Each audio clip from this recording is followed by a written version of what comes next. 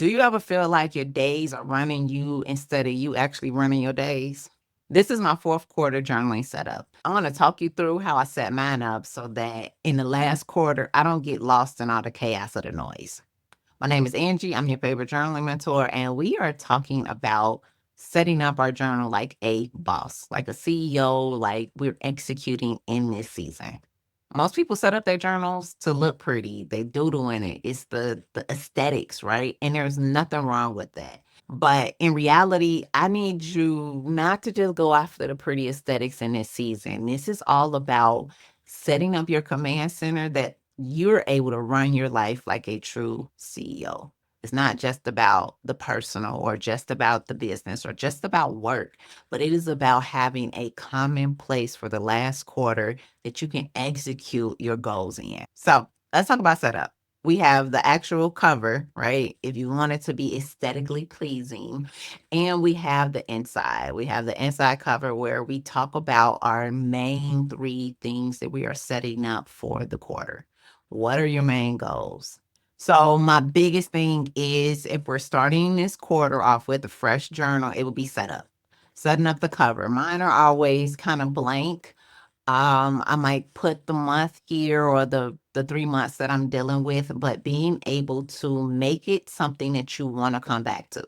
That's the important part about journaling and even setting up a planner is this a piece of paper, a book that you want to come back to every single day?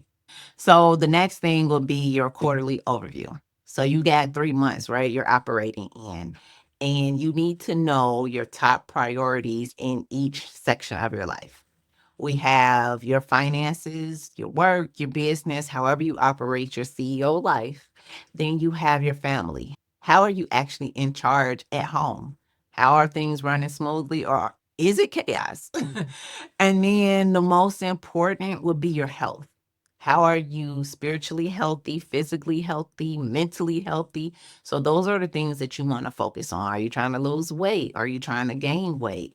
Are you trying to eat better, pray more? Like being able to kind of focus in on those three areas and then the top three things in each one of those areas. So, section two is actually setting up your pages.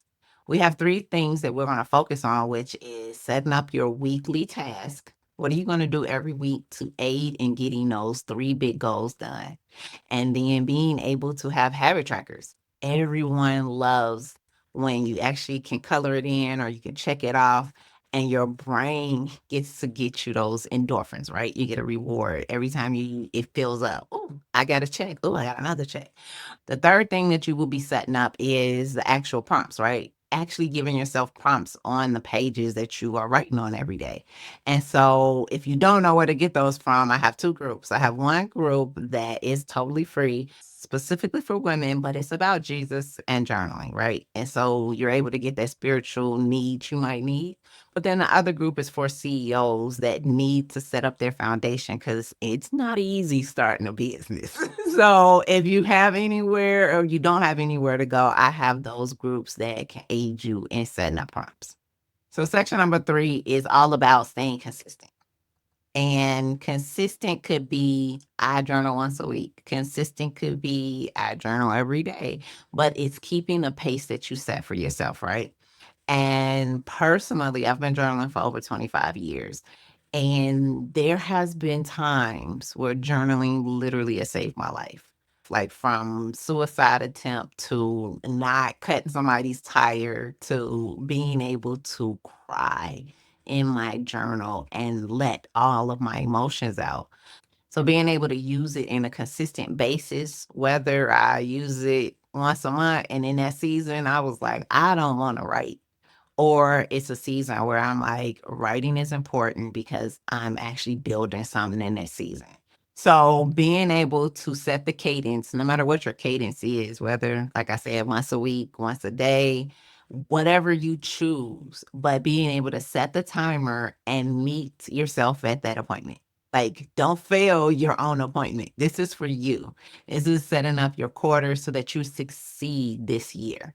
And so make sure that you set a timer, even if it's just for 5 minutes, to fill out what you took your hard earned time to do and filling out your journal. So the actual trick to being consistent is setting the timer. setting the timer that sets the time.